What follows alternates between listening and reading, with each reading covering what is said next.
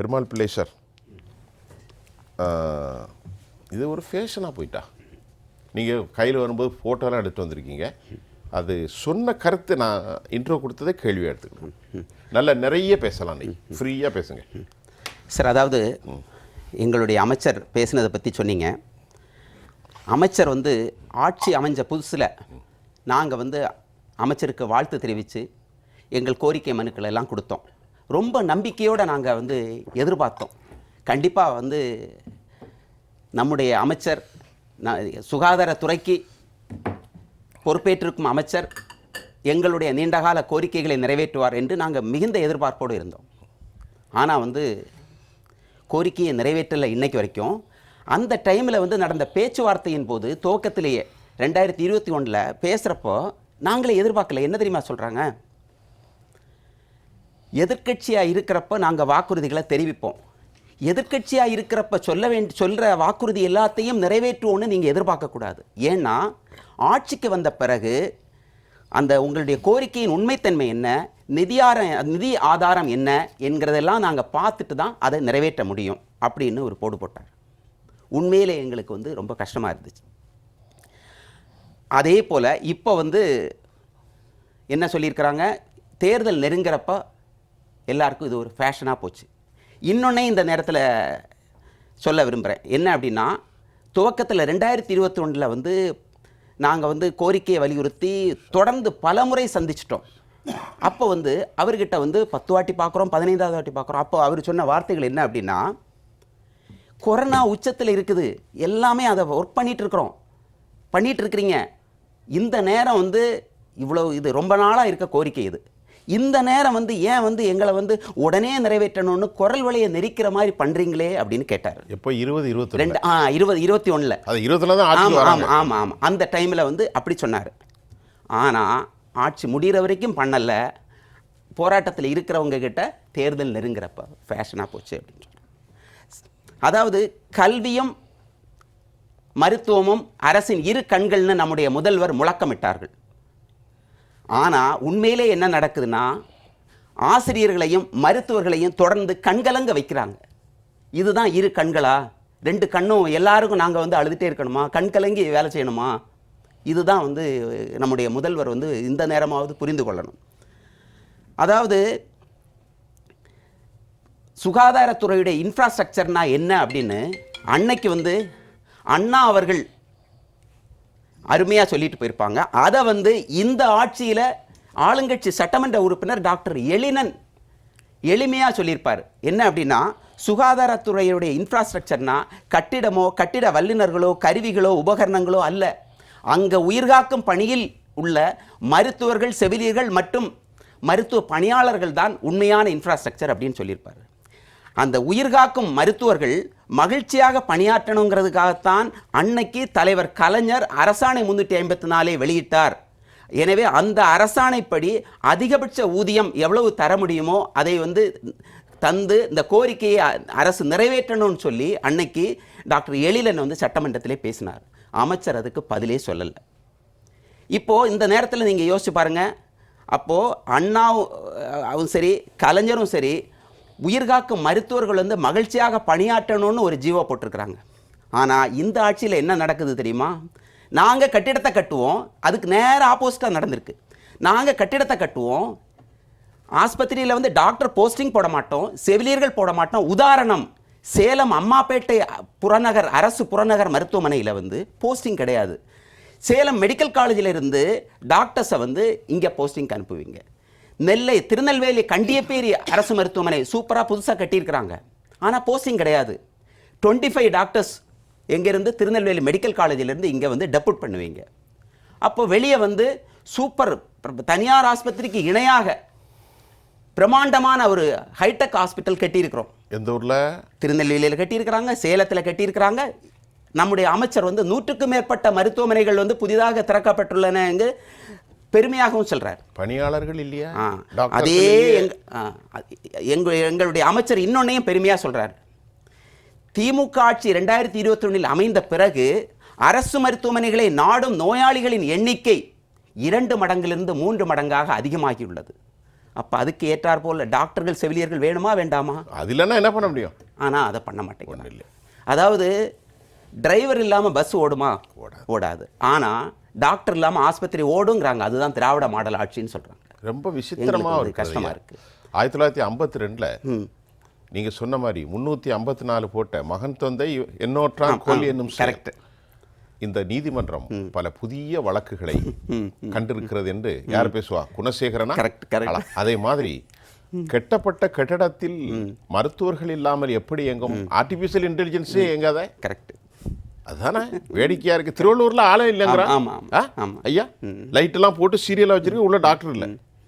சொல்லுங்க, வேற அவ்வளவுதானா முதல் கட்டம்? அடுத்தது இத்தனைக்கும் அரசு மருத்துவர்கள் கேட்கக்கூடிய வைத்திருக்கிற கோரிக்கைங்கிறது வந்து புதிதாக ஊதிய உயர்வு எதுவுமே கேட்கல. ஏற்கனவே இருக்கிற அரசாணை அமல்படுத்துங்கன்னு சொல்லி தான் கேட்குறோம். அதாவது மகன் முதல்வராகவும் பேரன் துணை முதல்வராகவும் இருக்கிறப்போ கலைஞருடைய அரசாணை இங்கே புறக்கணிக்கப்படுவது ஏன்? இதை நெறியாளர் தான் சொல்லணும்.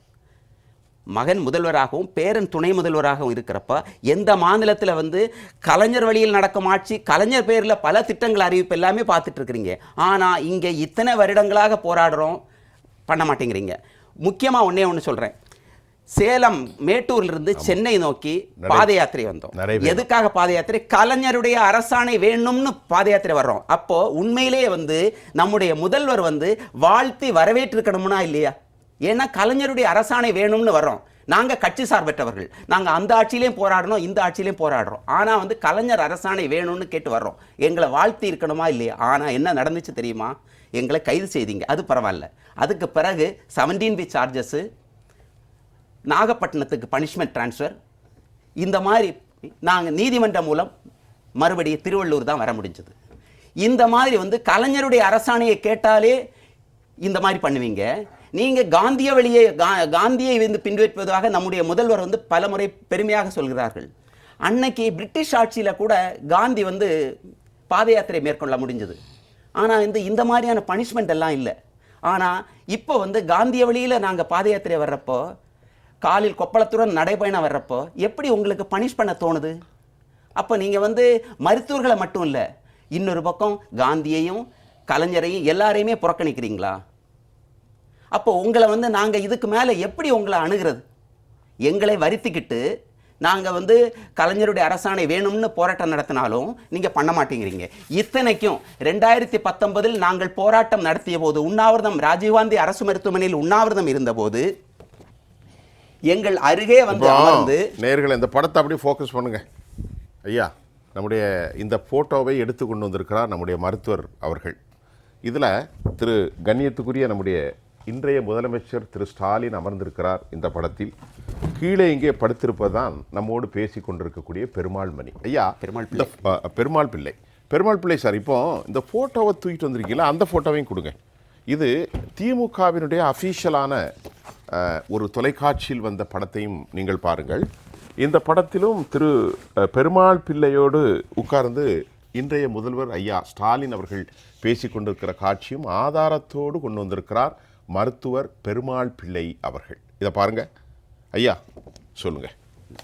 அப்போ அன்னைக்கு வந்து போராட்டத்தில் இருந்தபோது ராஜீவ்காந்தி அரசு மருத்துவமனையில் பக்கத்தில் வந்து உட்கார்ந்து, எதுக்கு உங்களை வருத்திக்கிறீங்க, போராட்டத்தை வந்து வாபஸ் வாங்குங்க, இது ஸ்டாலின் சொன்னார். ஆமாம். இந்த நேரத்தில் யோசிச்சு பாருங்க, பொதுவாக ஆளுங்கட்சி தரப்பிலிருந்து அரசு தரப்பிலிருந்து தான் வந்து போராட்டத்தை வாபஸ் பண்ண சொல்லுவாங்க. அன்னைக்கு எதிர்க்கட்சி தலைவர் பக்கத்தில் வந்து உட்காந்து வாபஸ் வாங்குங்க, அடுத்தது நம்ம ஆட்சியில் பண்ணோன்னு சொல்கிறீங்க. அப்போ எந்த அளவுக்கு நாங்கள் எங்களுக்கு நம்பிக்கை ஏற்பட்டிருக்கோம், எந்த அளவுக்கு வந்து அன்னைக்கு நாங்கள் வந்து ஒரு நம்பிக்கையோடு வந்து போராட்டத்தை முடிச்சிருப்போம். ஆனால் இன்னைக்கு வரைக்கும் நீங்கள் ஏமாத்துறீங்களே. அப்போது இன்னைக்கு வந்து முதல்வரை சந்திக்கவே முடியலை. அது 2021 நம்முடைய அமைச்சரை சந்திக்கிறப்போ, தீபாவளி முடிஞ்சதும் முதல் வேலையாக உங்களை முதல்வர்கிட்ட அழைச்சிட்டு போயிட்டு இந்த அரசாணை அமல்படுத்துவதற்கான வழிகளை பண்ணுவோன்னு உறுதி கொடுத்தாரு. ஆனால் ஆட்சி நிறைவடைய போகுது. இன்னைக்கு வரைக்கும் எங்களுக்கு முதல்வரை சந்திக்கிறதுக்கே அனுமதி இல்லை. எதிர்கட்சியாக இருக்கிறப்ப தேடி வந்து பக்கத்தில் வந்து உட்கார்ந்து எங்களுக்கு அவ்வளவு எங்கள் மேலே வந்து கரிசனத்தோடு பேசின முதல்வரை இன்னைக்கு 5 வருஷம் முடிய போகுது, இன்னைக்கு வரைக்கும் சந்திக்கவே முடியலை. இருங்க, மிக முக்கியமாக இப்போ இந்தியாவிலே மெடிக்கல் சுற்றுலா தமிழகம்தான். எல்லா ஊர்கள்லேருந்து உலகத்திலேருந்து வர்றாங்க, ரொம்ப சீப் அண்ட் பெஸ்ட்டு, அற்புதமான கட்டமைப்பு அப்படின்னு சொல்கிறாங்க. இப்போ நீங்கள் என்ன சொல்கிறீங்க? சில மருத்துவமனைகள்லாம் சொல்கிறீங்க 15 ஆண்டுகளுக்கு முன்னால் இருந்த அதே டாக்டர்ஸு செவிலியர்கள் தான் இருக்காங்க. இப்போ சென்னையில் மல்டி சூப்பர் ஸ்பெஷாலிட்டி ஹாஸ்பிட்டல் இருக்குது பாருங்கள், கிண்டியில். அதில் போட்டிருக்கக்கூடிய, நான் ஒரு விஷயத்துக்கு உள்ளே போய் டாக்டர்ஸை பார்த்தேன். டாக்டர் பாலாஜி வெட்டப்படுகின்ற நேரத்தில், குத்தப்படுகிற நேரத்தில், அந்த போராட்ட களத்தில் நம்ம உள்ளே போனோம் ஒரு ரிப்போர்ட்டராக. அங்கே பெரும்பான்மையான செவிலியர்கள் கான்ட்ராக்ட் பேஸில் இருக்கிறாங்க. திருவள்ளூரில் அழகாக திறந்து வச்சாங்க. மாசு போன்றவர்கள் சொல்கிறார்களே, திருநெல்வேலி போன்ற இடங்கள்லாம் போதிய மருத்துவர்கள் இல்லை.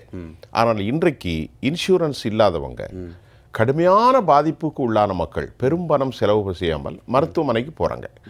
ஆனால் வெறும் கட்டடங்கள் மட்டும்தான் இருக்கிறதே தவிர சரியான அளவிற்கு டயாலிசிஸ் சென்டருக்கோ ஹார்ட் சர்ஜனோ, அது மட்டும் இல்லாமல் நிறைய விஷயம் இருக்குது, இதுக்கெல்லாம் சரியான ஆட்கள் பணிக்கு போதிய அளவில் இல்லை என்ற குறை வைக்கப்படுகிறத.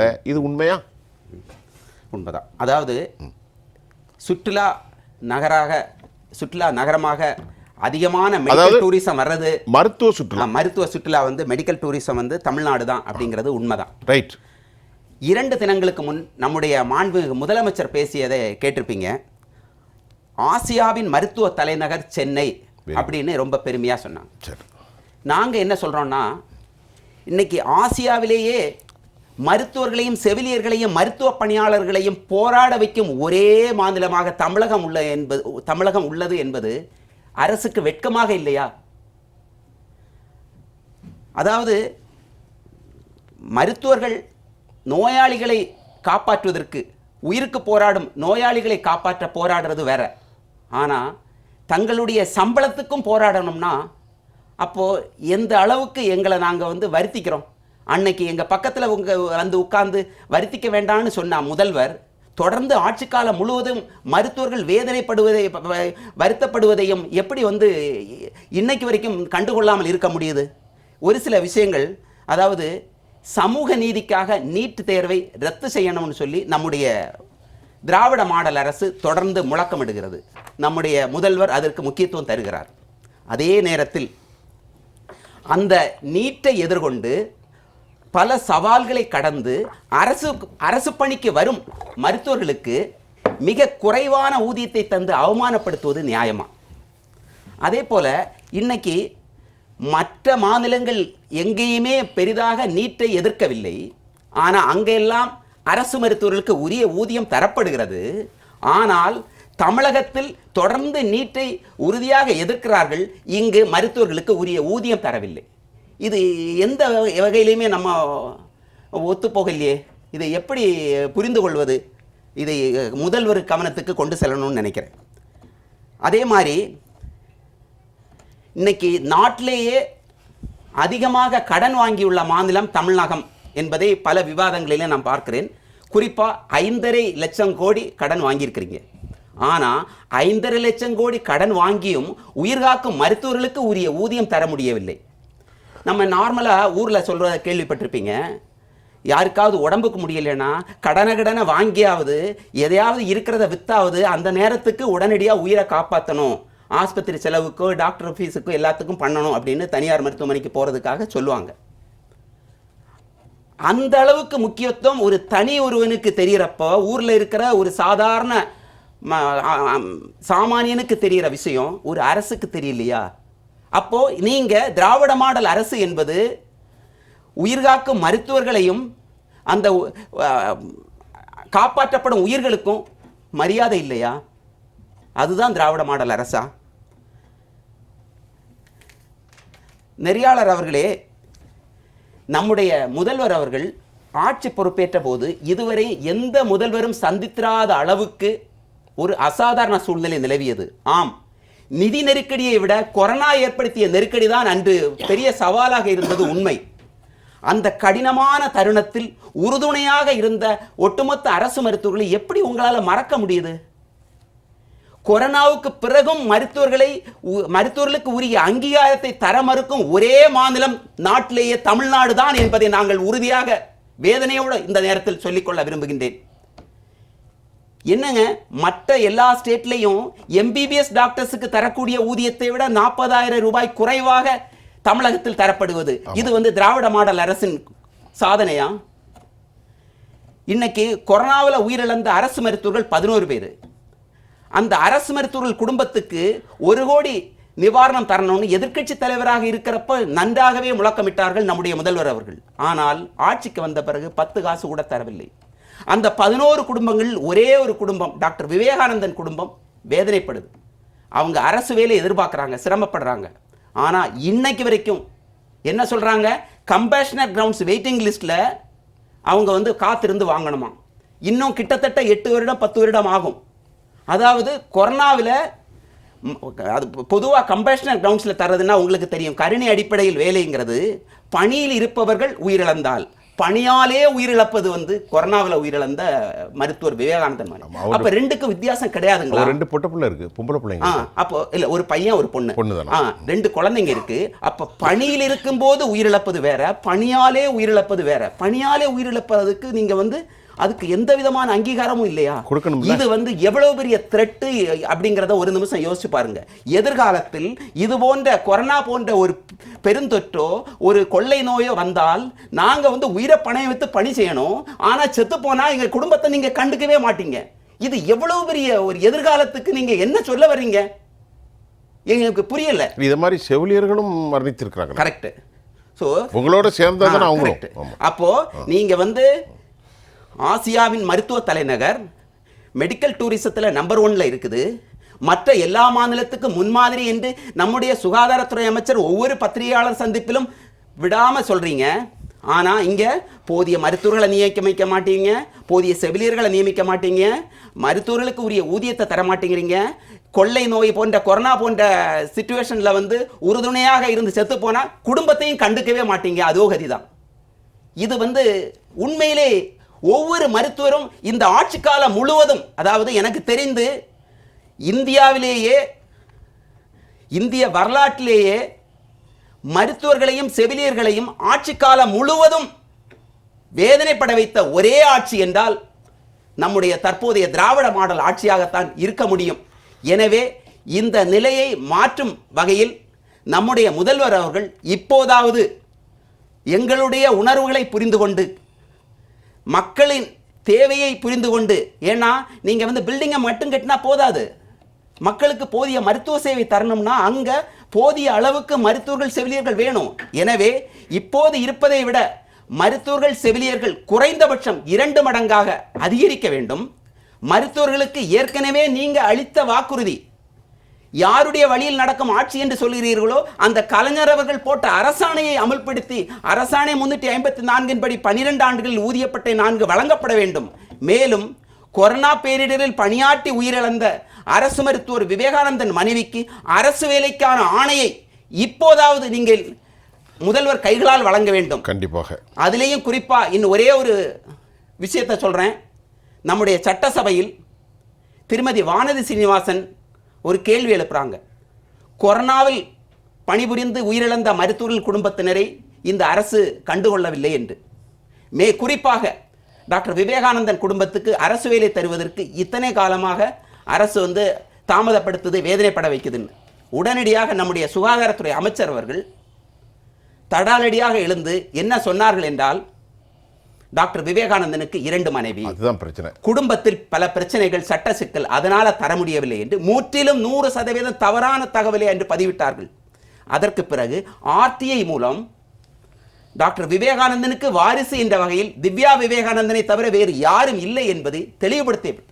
இருப்பினும் இன்று வரை அமைச்சர் தெரிவித்த கருத்துக்கு வருத்தம் தெரிவிக்கணும்னு நாங்க யாருமே எதிர்பார்க்கல. அந்த குடும்பத்தை வாழ வையுங்கள், அந்த டாக்டர் விவேகானந்தன் குடும்பத்தை மேலும் மேலும் காயப்படுத்தாதீர்கள், அவர்களுடைய நியாயமான கோரிக்கையை நிறைவேற்றுங்கள் தான் நாங்கள் கேட்கிறோம்.